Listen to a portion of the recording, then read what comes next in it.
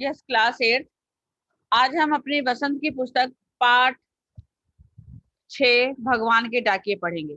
तो बच्चों, पहले हम जानते हैं कि इस पाठ के कवि कौन है। रामधारी सिंह दिनकर इस पाठ के कवि हैं, रामधारी सिंह दिनकर। आप में से कोई बता सकता है रामधारी सिंह दिनकर का जन्म कब हुआ था? किसी को पता है? किसी बच्चे को पता है रामधारी सिंह दिनकर जी का जन्म कब हुआ था और कहाँ हुआ था? नहीं, आपको किसी को नहीं पता। तो आइए पहले हम उनके परिचय जान लेते हैं। ये सुप्रसिद्ध कवि रामधारी सिंह दिनकर जी हैं। ये बहुत ही प्रसिद्ध कवि हैं। इनका जन्म 23 सितंबर 1908 को बिहार के बेगूसराय जनपद में सिमरिया घाट में हुआ था। एक बेगूसराय जगह है, वहां पर सिमरिया नामक एक घाट है, उस जगह पर इनका जन्म हुआ था। और इनके पिता जो थे वो साधारण किसान थे। इनके पिता क्या थे? साधारण किसान। किसान किसे कहते हैं? जो खेती बाड़ी का काम करते हैं। इन्होंने स्थानीय पाठशाला से अपनी प्रारंभिक शिक्षा पूरी की। स्थानीय मतलब जो उनके घर के पास, जैसे आपके घर के पास जो भी स्कूल या विद्यालय होता, वहीं से ही उन्होंने अपनी पढ़ाई प्रारंभ शुरू की थी।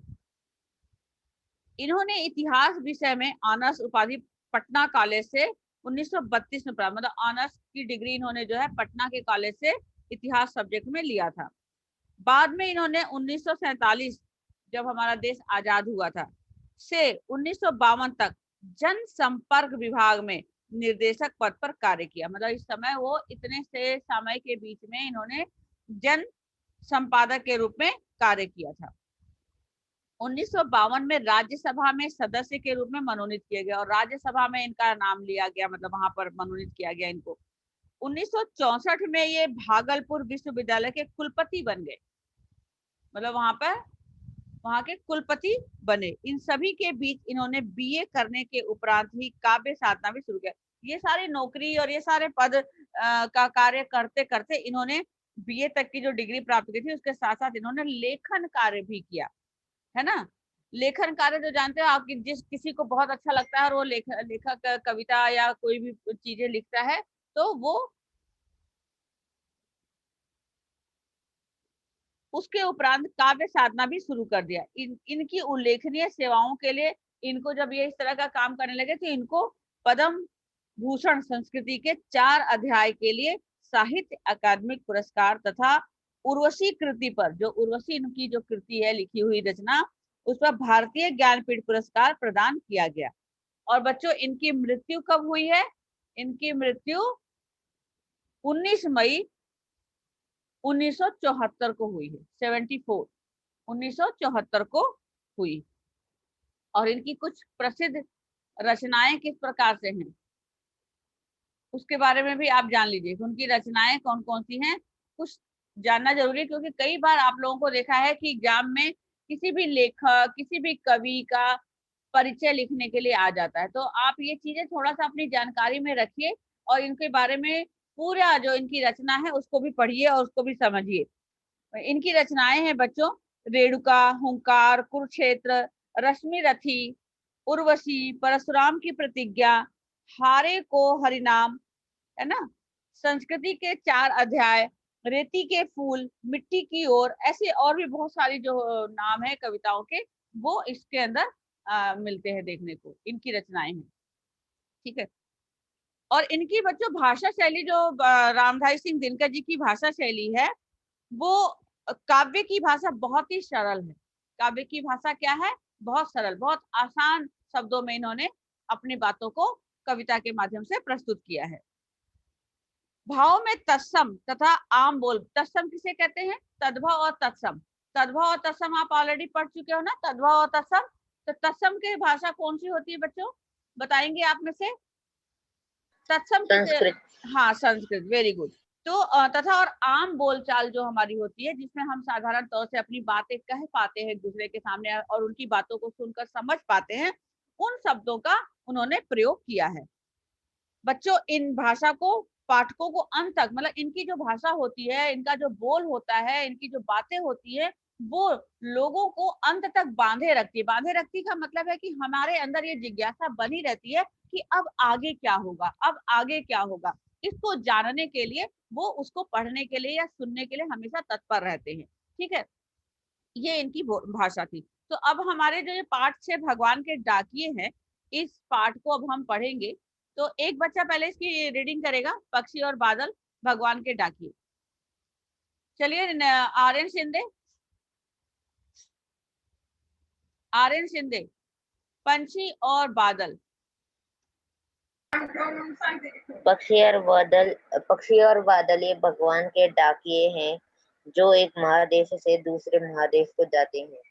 हम तो समझ नहीं पाते हैं मगर उनकी लाई चिट्ठियां पेड़ लाई चिट्ठियां, पौधे उनकी पानी लाई नहीं होता, लाई लाई चिट्ठियां। चिट्ठियां हाँ, लाई पेड़। चिट्ठियां पौधे पानी और पहाड़ बांटते हैं। हाँ, वेट वेट हम वेट तो वेट आर्यन रुको। यहाँ पर रामधारी सिंह दिनकर जी ने पक्षी और बादल के माध्यम से, जिस प्रकार से हमारे घरों के, हमारे अपने समाचार एक दूसरों के घरों में डाकिए के माध्यम से पहुंचाए जाते हैं, उस तरह से भगवान का डाकिया यहाँ पर किसको बताया गया है? पक्षी और बादल को। क्योंकि पक्षी ही ऐसे है जो एक जगह से उड़ करके दूसरी जगह पर पहुंच जाता है, और बादल जो है वो एक जगह का पानी जो बरसता है उसका भाप बन करके दूसरी जगह जाकर के पानी के रूप में बरसता है। तो ये, और इनके द्वारा हमें एक दूसरे जगह से उनका संदेश मिलता है। तो संदेश देने वाले को हम डाकिया कहते हैं, और ये पक्षी और बादल हमारे भगवान के डाकी हैं। इस कविता में रामधारी सिंह दिनकर जी ने पक्षी और बादल को भगवान के डाकिए बताया। क्यों बताया है? क्योंकि ये एक महादेश से दूसरे महादेश को जाते हैं। हम नहीं समझ पाते, हम तो समझ नहीं पाते, मगर उनकी लाई चिट्ठियों को कौन समझ पाता है? पेड़ पौधे पानी और पहाड़ बाँचते हैं। बाँचते हैं का मतलब पढ़ते हैं, यानी समझते हैं। ठीक है, कैसे? कि जब बरसात आती है बच्चों, है ना, बरसात के मौसम में आपने देखा होगा किस तरह से पेड़ पौधों पर हरियाली आ जाती है ना, वातावरण कितना हमारा मनोरम हो जाता है। पहाड़, पानी, ये जो चीजें हैं, इन प्रकृति की चीजों को समझ पाते हैं और उनके द्वारा अपने आप को उसी के अनुसार ढाल लेते हैं, है ना। जब हमारे पास किसी घर परिवार की, भाई बहन की, दोस्त मित्र की, किसी की भी चिट्ठी या समाचार हमारे पास आता है, हम उसको पढ़ते हैं और उसके बारे में हम पूरी जानकारी लेते हैं, तो उसी तरह से भगवान के द्वारा भेजा हुआ ये मौसम का जो चक्र है, जो बदलता रहता है समय के अनुसार, उसको हम, ये प्रकृति की पेड़ पौधे पानी पहाड़ जो है उनको समझकर उसके अनुसार, आपने देखा होगा कि किस तरह से रात होती है, एक चक्र चलता है हमारा, समय की गति निर्धारित होती है ना। रात के बाद सवेरा और सवेरे के बाद रात होती है ना। मौसम कैसे हमारे बदलते हैं, इतने महीनों की सर्दी, इतने महीनों की गर्मी, इतने महीनों की, अपने आप उन सब परिवर्तन होता रहता है। होता है या नहीं, आपने देखा होगा किस तरह से सुबह सूर्य निकलता है और किस तरह से शाम को अपने समय पर छिपता है। ये सब कुछ प्रकृति के नियम के अनुसार ये सारे कार्य होते हैं। आपको समझ में आ रही मेरी बात? आ रही है बच्चों? आ रही है? यस या नो? यस। Yes ma'am. तो जैसे प्रकृति हमें भगवान ने हाँ बोलो। तो प्रकृति ने जिस तरह से हमें अपने नियम को करते हुए आगे बढ़ रहे, तो हमें भी प्रकृति से ये सारी चीजों को सीखना चाहिए कि हमें भी अपना जो भी कार्य है अपने समय पर करें। जो बच्चे अपने समय पर अपना कार्य पूरा करते हैं उनके ऊपर कभी भी भार नहीं होता। जब क्या होता है, आपको समय टू समय पर आपको क्लास वर्क, होमवर्क करवाया जाता है और आप उसको नहीं करते, ये सोचकर कि अभी नहीं, हम कभी कल कर लेंगे, परसों कर लेंगे, इस तरह से आपका जो कार्य है वो आपके ऊपर बहुत ज्यादा भार के रूप में बढ़ जाता है और फिर आप उस काम को मन से नहीं करते। क्यों नहीं करते? क्योंकि आपके पास काम की अधिकता हो जाती है और आप उस कार्य को जल्दी से जल्दी खत्म करना चाहते हो, और जल्दी से जल्दी खत्म करने के लिए जल्दबाजी में काम करते हो। जल्दबाजी में किया हुआ कार्य अच्छा नहीं होता। इसीलिए बच्चों, इन चीजों से जो प्रकृति हमें सीख देती है कि हमें अपने कार्य को अपनी गति अपने समय के अनुसार ही करना चाहिए। तो अब आप इस पाठ में देख रहे हैं कि जो कवि हैं पक्षी और बादल का संबंध किससे जोड़ रहे हैं बच्चों? मनुष्य से जोड़ रहे हैं। पक्षी और बादल का जो संबंध है वो किससे जोड़ रहे हैं? मनुष्य से। और कहते हैं कि ये दोनों जो है वो भगवान के डाकिए है ना। जिस तरह से मनुष्य के समाचार को पहुंचाने के लिए एक डाकिया कार्य करता है, उसी तरह से भगवान का संदेश पहुंचाने के लिए ये हमारे लिए कार्य करते हैं। ठीक है। सरकारी डाकिए हमारे लिए क्या करते हैं, वो हमारे प्रियजनों का संदेश लाते हैं, है ना। सरकारी जो डाकिए होते हैं वो हमारे लिए क्या करते हैं बच्चों, हमारे लिए संदेश ला करके देने का कार्य करते हैं।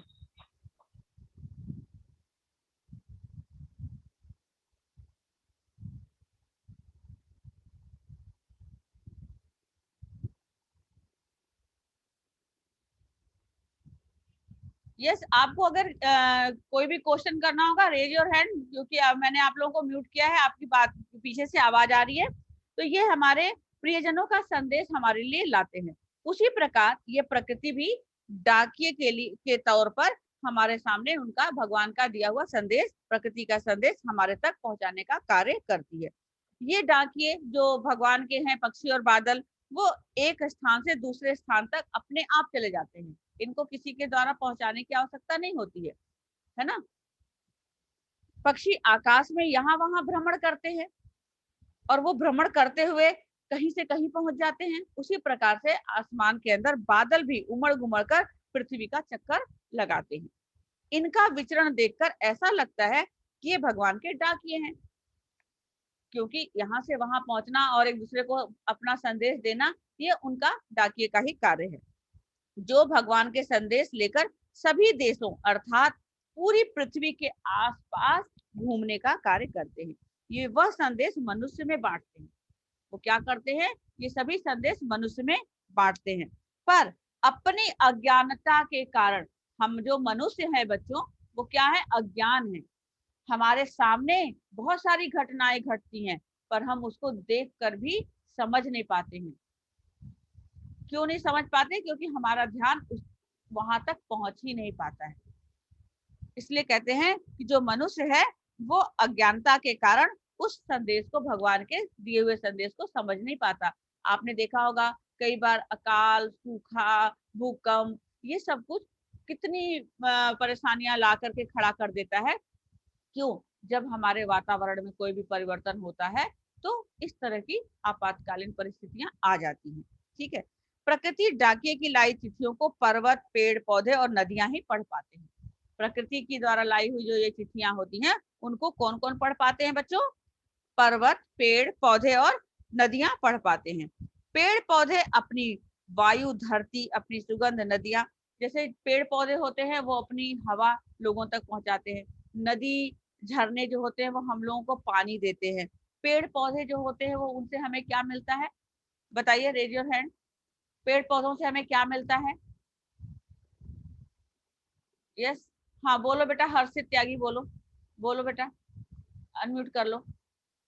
मैम, पेड़ पौधों से हमें दवाइयाँ, सब्जियां और ऑक्सीजन मिलती है। हाँ बिल्कुल सही।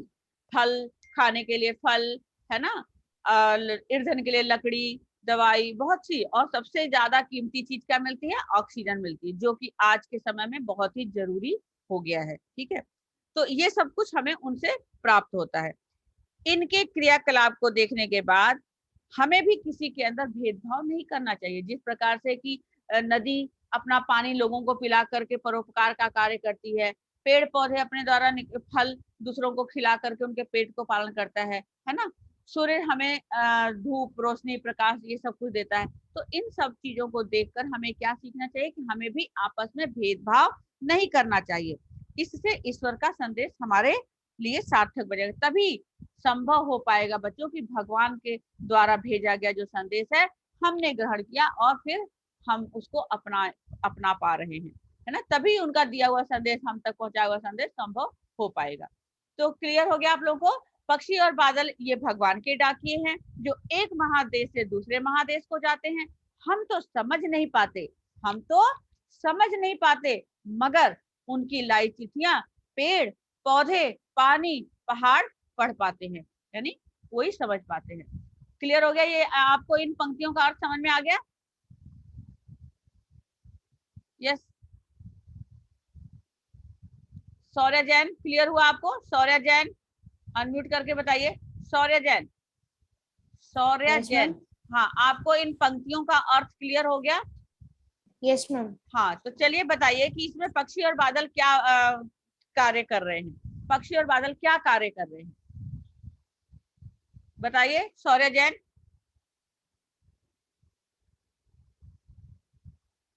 शौर्य, सार्थक सहगल, आप बोलिए।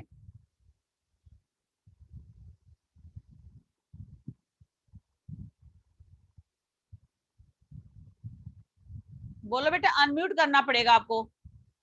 वरोनिका, ओपन योर कैमरा। और Aryan Agarwal, open your camera. Veronica, unmute करिए अपने आप को, अनम्यूट करिए वरोनिका। आकृति, यस मैम। हाँ बोलो बेटा, इन पंक्तियों में पक्षी और बादल को क्या बताया गया है, बोलिए।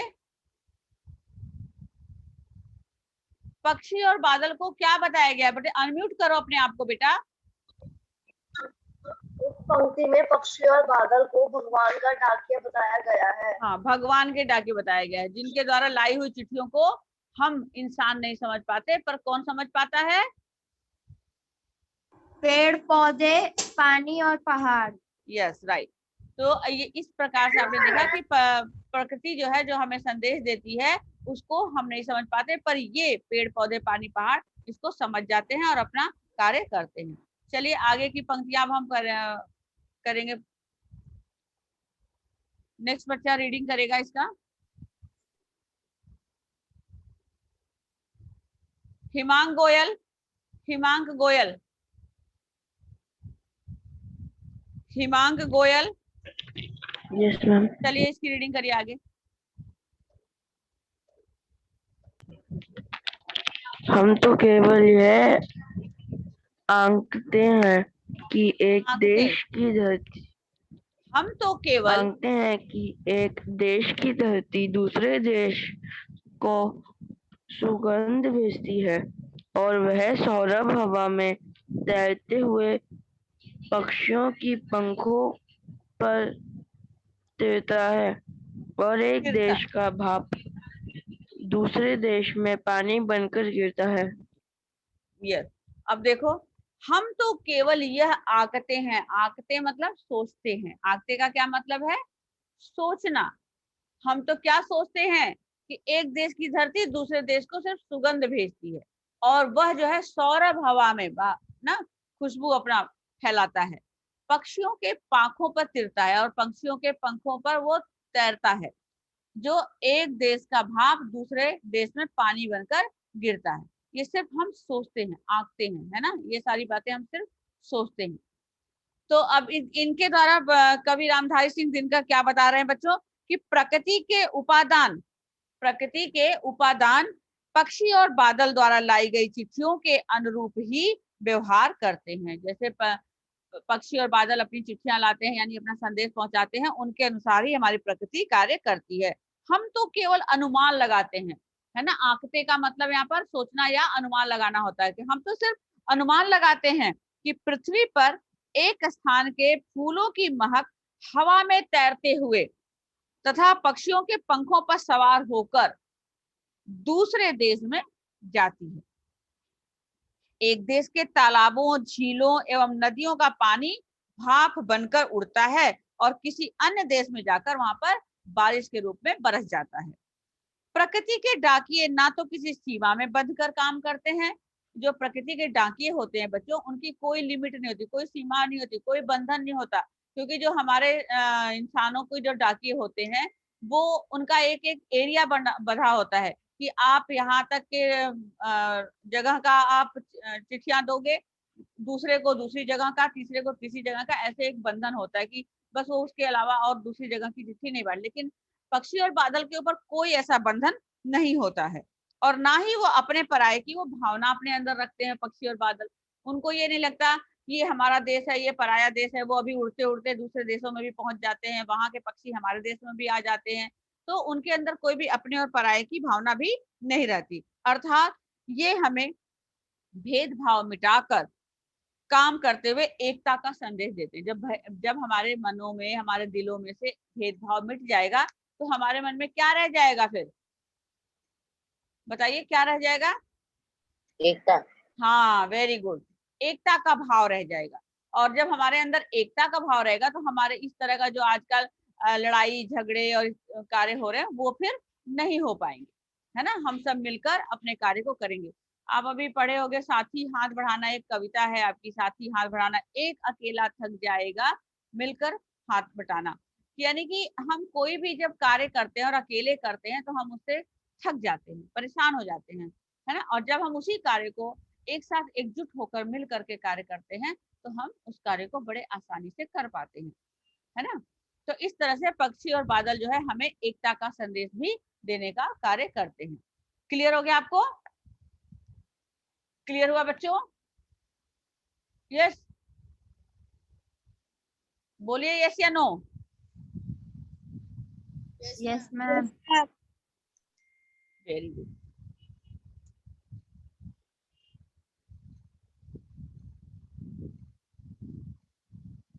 तो अब इसका उद्देश्य बताइए जरा, कौन बताएगा? इस पाठ को पढ़ने का उद्देश्य क्या था, बताइए। भगवान के डाकिए पाठ को पढ़ने का उद्देश्य क्या था? जल्दी बोलिए बोलिए।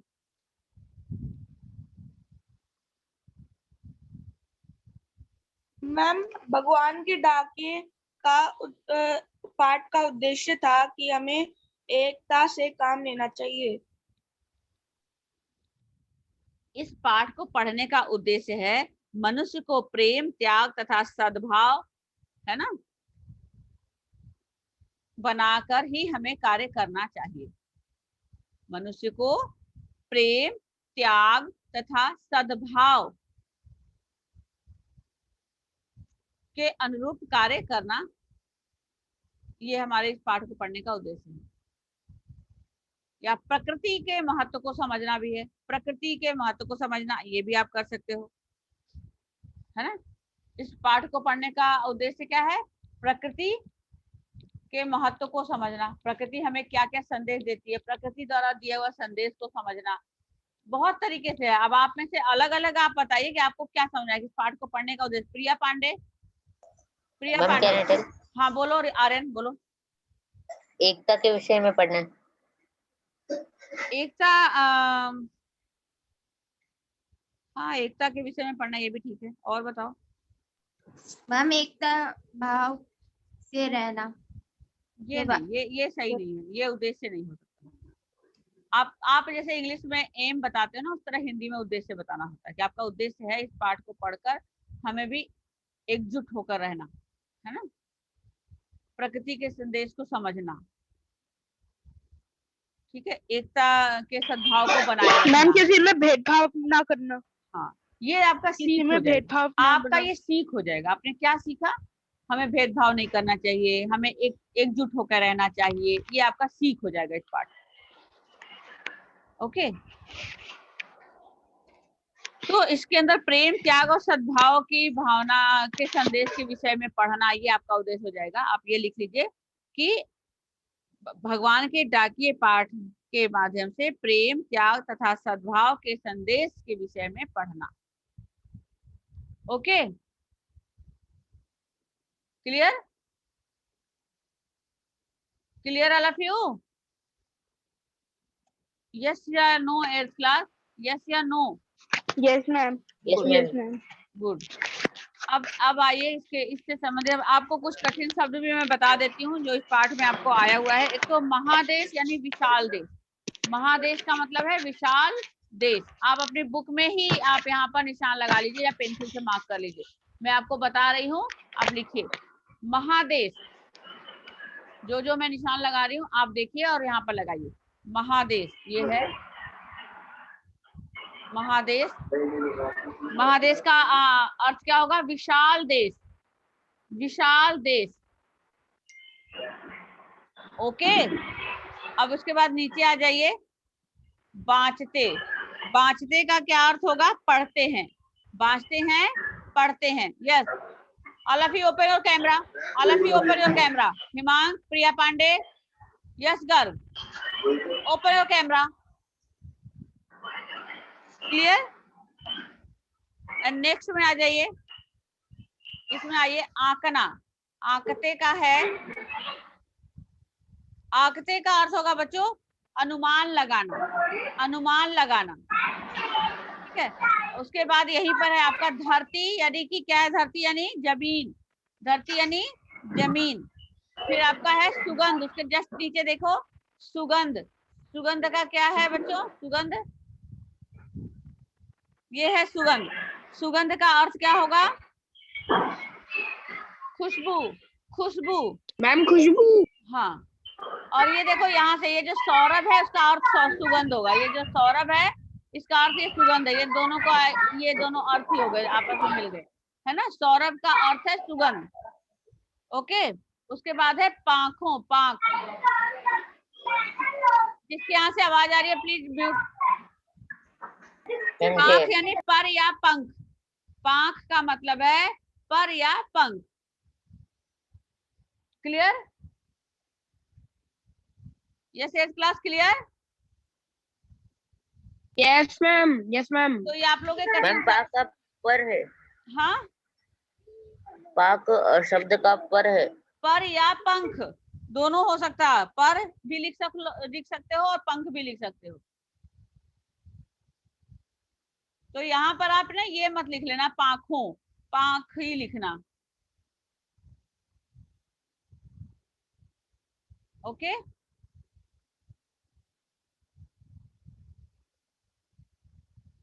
क्लियर हो गया। अब मैं आपको क्वेश्चन आंसर पे आ जाऊं। कठिन शब्द हो गए इतने ही है इसके अंदर। अब आइए पहला प्रश्न है, कवि ने पक्षी और बादल को भगवान के डाकिए क्यों बताया है, बताइए जरा। तो raise your hand, one by one raise your hand. कवि ने पक्षी और बादल को भगवान के डाकिए क्यों बताया है।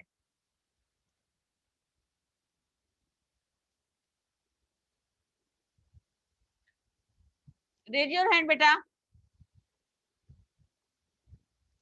एनीवन। किसी को भी नहीं आ रहा आंसर। हर्षित त्यागी आप बोलो बेटा, हर्षित त्यागी, हर्षित त्यागी। मैम बादल और पक्षियों को भगवान के डाके इसलिए कहा है क्योंकि वे भगवान की चिट्ठियां लाते हैं और वो एक महादेश से दूसरे महादेश तक जाते हैं। हाँ ये आपका सही है। और कोई बच्चा बताएगा, और कोई। हाँ मैम बोलो, हाँ बोलो बोलो। मैम कवि ने पक्षियों और बादलों को भगवान के डाकिए इसलिए कहा है क्योंकि वह डाकियों की तरह ही काम करते हैं, जो भगवान का संदेश एक देश से दूसरे महादेश में पहुंचाते हैं,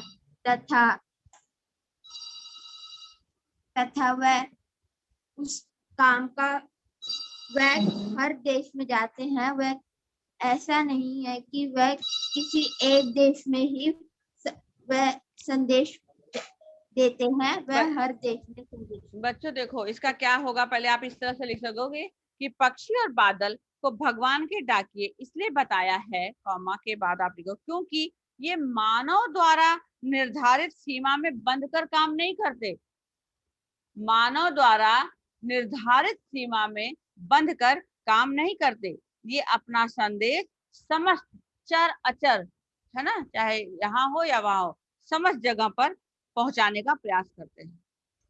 ये किसी भी प्रकार का भेदभाव नहीं करते और भगवान के संदेश को प्रकृति के कण कण तक पहुंचाते हैं। जब बारिश होती है तो देखा होगा हर जगह पानी की बूंदें पहुंच जाती हैं। हालांकि मानव जाति इसके संदेश को आज तक भी समझने में सक्षम साबित नहीं हुए हैं। तो आप बताओ जरा इसका आंसर, जब से मैंने बोला उसके हिसाब से बताइए। कौन बोल रहा है, raise your hand, raise your hand, raise your hand. Yes बेटा raise your hand.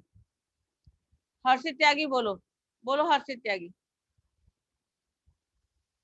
Ma'am what? बोलिए इसका आंसर। मैम सेकंड का। First first. कवि ने पक्षियों और बादल को भगवान के डाके इसलिए बताया है क्योंकि वह एक देश से दूसरे महादेश तक जाते हैं। हम हर तरफ पानी की बूंदें। हर्षित, अभी मैंने बताया ना कि ये जो मनुष्य के द्वारा निर्धारित समय सीमा में बंध कर काम नहीं करते, बल्कि भगवान के द्वारा दिया हुआ संदेश वो पृथ्वी पर, धरती पर जो है वो कण कण तक पहुंचाने का प्रयास करते हैं, है ना। उनके द्वारा भेजे हुए संदेश को मनुष्य आज तक समझ नहीं पाया है। यह सार्थक सहगल का हो गया, यस राइट। अब सेकंड क्वेश्चन है, पक्षी और बादल द्वारा लाई चिट्ठियों को कौन कौन पढ़ पाते हैं? सोचकर लिखिए। Next next, yes Veronica. Harshit Singh, Harshit Singh, Harshit Singh. Ma'am can I tell? हाँ आर्यन बोलो। पक्षी और बादल द्वारा लाई गई चिट्ठियां पेड़ पौधे पानी और पहाड़ पढ़ पाते हैं। हाँ वरोनिका आप बोलो, वरोनिका आप बोलो बेटा। समृद्ध कथुरिया आप बोलिए बेटा। समृद्ध, समृद्ध, समृद्ध। यश गर्ग, यश गर्ग।